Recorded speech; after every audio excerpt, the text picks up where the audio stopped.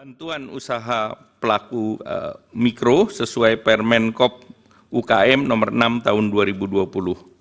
Kemudian juga terjadi saat kenaikan harga komoditas global.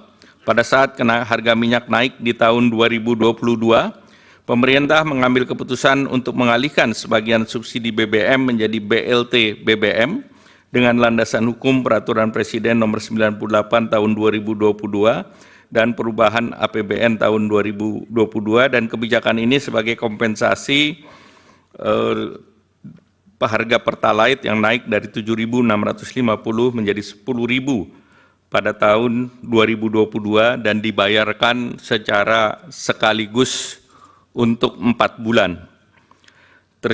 Pada saat terjadi resiko global 2023 dan 2024, pemerintah mengeluarkan kebijakan BLT El Nino dan bantuan pangan untuk mendapati dampak dari pergantian musim dari kemarau ke musim hujan, dan dikhawatirkan badai El Nino dapat mengganggu produksi beras serta mengurangi daya beli masyarakat.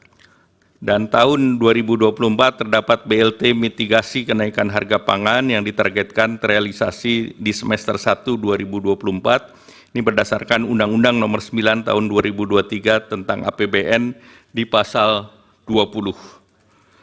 Nah, untuk mengoptimalkan manfaat pada penerima bantuan sosial dan efisiensi biaya penyaluran, bantuan sosial biasanya dibagikan beberapa periode sekaligus atau dirapel dalam satu kali penyaluran. Sebagai contoh, bantuan sosial reguler seperti PKH disalurkan per 3 bulan, 1 tahun 4 kali penyaluran. Kartu sembako penyaluran per 2 bulan, 1 tahun 6 kali penyaluran. BLT BBM sekaligus untuk 4 bulan, seperti tadi kami sampaikan.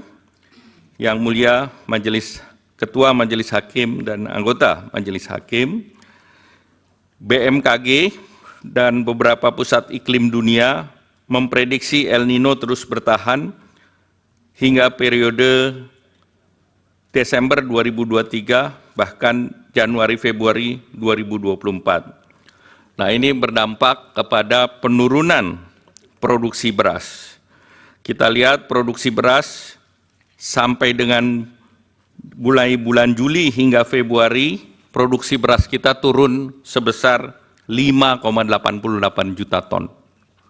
Pada saat yang bersamaan, terjadi kenaikan harga beras dunia, di mana harga beras Thailand itu mencapai $624 per ton atau naik 28%. Beras Vietnam $614 per ton, itu naiknya 41,95%. Kenaikan itu juga diikuti dengan larangan ekspor beras 6 negara. Di tahun 2023, India, Bangladesh, Rusia, UAE, Myanmar, dan Uganda melarang ekspor beras, dan juga 3 negara dilanjutkan di tahun 2024, India, Bangladesh, dan Rusia.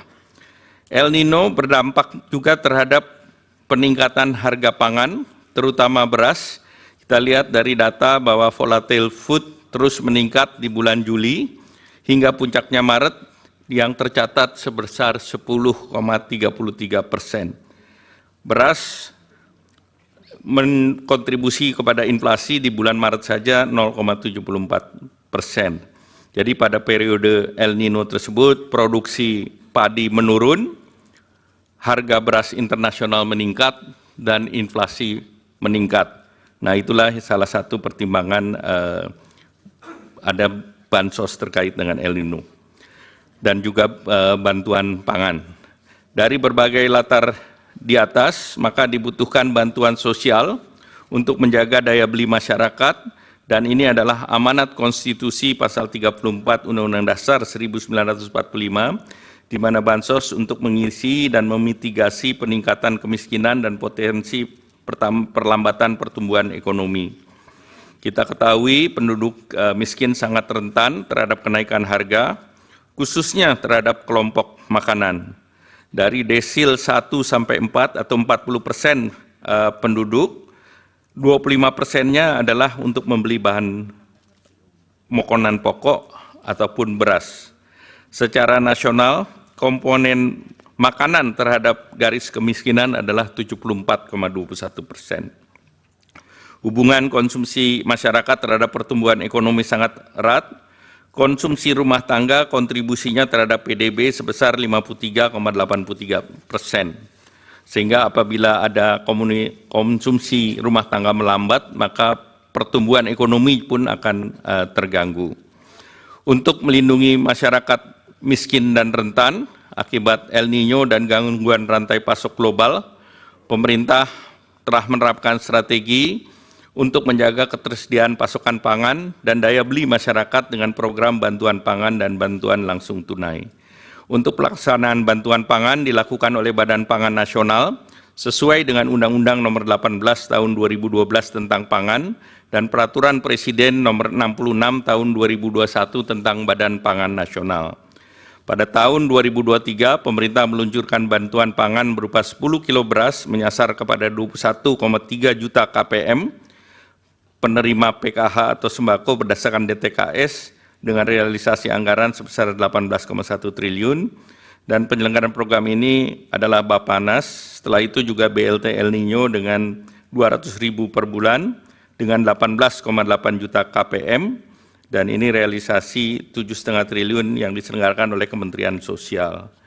Untuk di tahun 2024, pemerintah melaksanakan program bantuan pangan berupa beras 10 kg menyasar 22 juta KTM dengan data P3KE seperti tadi disampaikan oleh Pak Menko PMK dengan alokasi anggaran 17,4 triliun.